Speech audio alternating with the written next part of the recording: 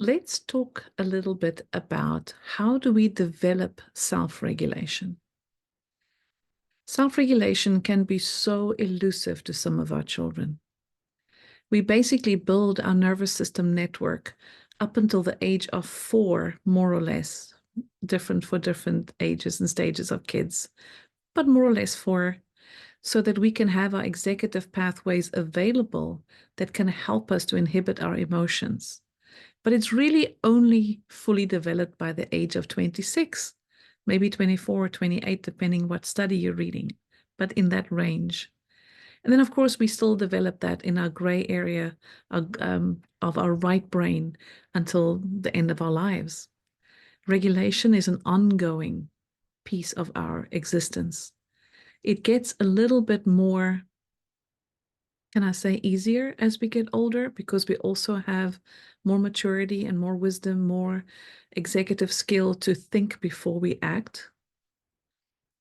But in early development, it's very much a responsive act, a reactive deed to an environmental stimuli. We start as a baby with stage 1 when co-regulation is offered by an attuned caregiver. A caregiver that will be on the ready, that when the baby reaches out, the caregiver will be available in order to support the baby to calm, to get to a place of understanding what soothing feels like, so that the baby can start to mirror and emulate that same self-soothing behavior when the parent is not around. So the first part of regulation is building co-regulation. So what we have to think about is Jacoboni's research when he talks about mirror neurons in the brainstem, that when the mommy is cooing to the baby and the baby is cooing back, the baby's mirror neurons is picking up the mommy's cooing and getting that sense of self, that sense of appreciation of myself as a separate entity, from wanting to emulate what the mother's face is showing, what the mother's tone of voice is providing. And that sets up our empathy circuit in the brain for the next 9 months and beyond. So that's the first part, is to get into that. So remember, the research is saying it's not really what we say, it's what we do. And the rhythm that happens with that co-reciprocity is a very big key in the nervous system. Stage 2 takes us into the sleep-wake cycles that very much coincides with that same period. Sleep-wake cycles, feeding cycles, getting into a rhythm, getting into a routine. Every parent hopes for their child to have a good sleep-wake routine sooner rather than later. And it happens different for different kids. Nothing has to be not okay with it, but it's something to be thinking about. If those circadian rhythms and those other rhythms of nurturing, feeding, coming back to mommy, going away, all of those things helps us to really feed our arousal systems in our body, that we can have an arousal for when we want to start pushing up against our belly, so we can push up against gravity and go into activation, and that we can have enough inhibition to go to sleep when I need to. And that relationship between excitation and inhibition is another rhythmical cycle of regulation that's going to be supportive of building self-regulation later.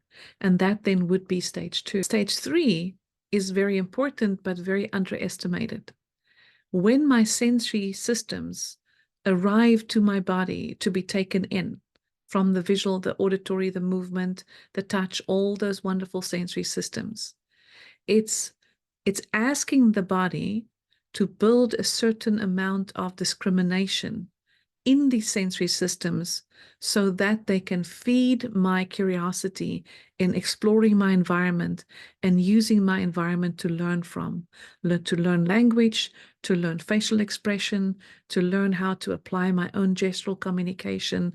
And that discrimination can then support getting to a place of performance and purposefulness. And when that's not in place, when that discrimination is not happening in a regulatory way, feeding one system to each other, then that also causes dysregulation. And it's hard for the child to become purposeful in self-regulation. And that's a third stage. A fourth stage that is so crucial, also underestimated, is timing regulation. If you've ever wondered why your child is so anxious with tests, right? Or they are asking you every 5 minutes, are we there yet? Are we there yet? Are we there yet? You're like, how many times must I answer? And then you have sometimes when you say to the child, honey, can you just come here for 5 minutes? And then you can go right back up to your video game. And the child says to you, it's going to be forever, right? All of these could be indicative of not having timing regulation in your body. So when it starts with coordination of kicking a ball or catching a ball at the right time, but then it transfers into higher pieces of the brain where you can pace yourself through an activity, that I can know I have about 12, 15 minutes to do this video, and I have to pace myself to get through it in the time that I want to allow myself to do it. Right. And when I have a test that I can have 30 questions and I have 10 minutes, that I can pace myself through it to answer the questions that I need to answer in the time allowed. The passage of time has got very little to do with understanding timing on a clock, which will come later. It's an innate ability of knowing morning, noon, and night. And when I tell my child at 9 o'clock in the morning, tonight after dinner, you can have your iPad. And the child looks at me and says, is it now? That's not understanding. No, we've just had breakfast. There's a whole day ahead of us before we get to iPad time, right? So those spaces of executive functioning that we need in order to understand the timing that comes innately with the passage of time. How much time has just gone by before I had my last cup of coffee, right? Having that kind of nuance to my life. That is another type of regulation that if we don't have that, the dysregulation can look exactly the same as in stage one. And the final stage is my executive regulation. And this is when my two hemispheres are really cooperating by talking to each other across the corpus callosum.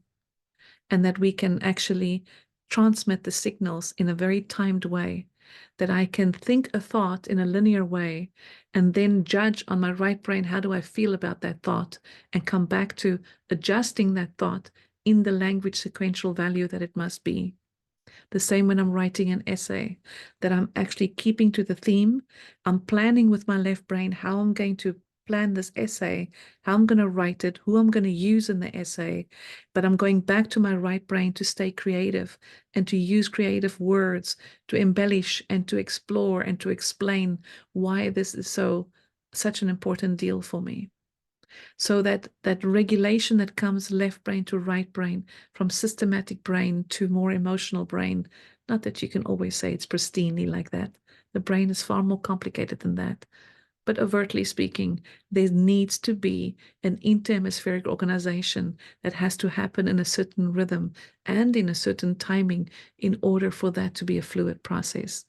And when that is fluid, I have much more increased flexibility and need much less rigidity in order to stay in the game and stay the course. My final thought for you is this. When children dysregulate, so maybe they 6 years old and they still haven't gotten through stage one, right? And they dysregulate because of those elementary pieces, those foundational pieces. That dysregulation can look awful, can look very tough to deal with. And then they get through that stage, and they get through the circadian stage, and then they get through the sensory discrimination stage, right? But now they have to build purposeful action with timing, and they're not getting it done in time with a peer. They can dysregulate again, that it looks like it's stage one dysregulation, but it's not. The trigger is not the same. So it behooves us to look at what was the trigger? Why did that dysregulation occur? Sometimes if you're in stage one, you're basically a victim of the environment still. If you're in stage 4 and 5, or working on stage 4 and 5, then you can dysregulate because of your own disappointment in yourself, because of your own frustration that you can't accomplish what you want to accomplish in that moment.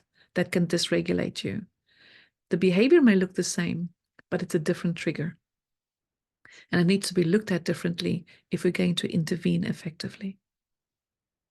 Okay. Until next time, take care.